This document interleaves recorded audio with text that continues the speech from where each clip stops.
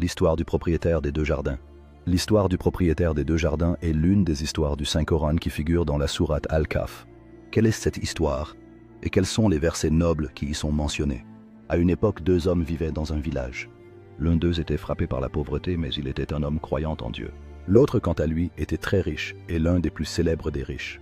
Dieu lui avait accordé deux grands et magnifiques jardins parmi ses biens. Cet homme riche était arrogant envers les bienfaits et vaniteux, ne louait ni ne remerciait son Seigneur, ni ne reconnaissait les bienfaits, les niant toujours.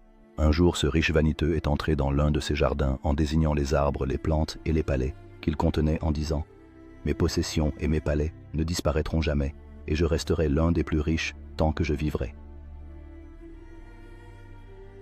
Cet homme jouissait de tout ce que Dieu lui avait donné, sans donner l'aumône à un nécessiteux, ou aider un pauvre parmi les pauvres, et un jour, le pauvre vint voir le riche arrogant en lui disant « Dieu t'a comblé de bienfaits, rends grâce à ton Seigneur pour cela, car viendra un jour où Dieu te jugera. » Le riche cesse beaucoup fâché contre les paroles du pauvre, en lui disant « Je ne veux pas de tes conseils, tais-toi, et ne continue pas à parler, car je ne crois pas cela, et je ne crois pas qu'il y ait un jour de jugement et de punition.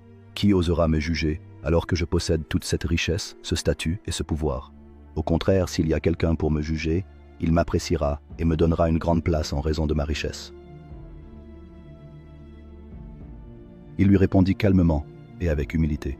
« Es-tu ingrat envers celui qui t'a créé de terre, t'a nourri et t'a donné tout ce que tu as?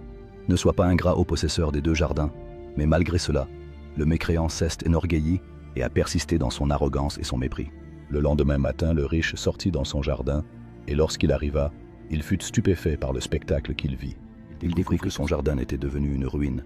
Toutes les feuilles étaient sèches, les fruits étaient tombés, l'eau de la rivière avait disparu, rien dans le jardin n'était resté intact.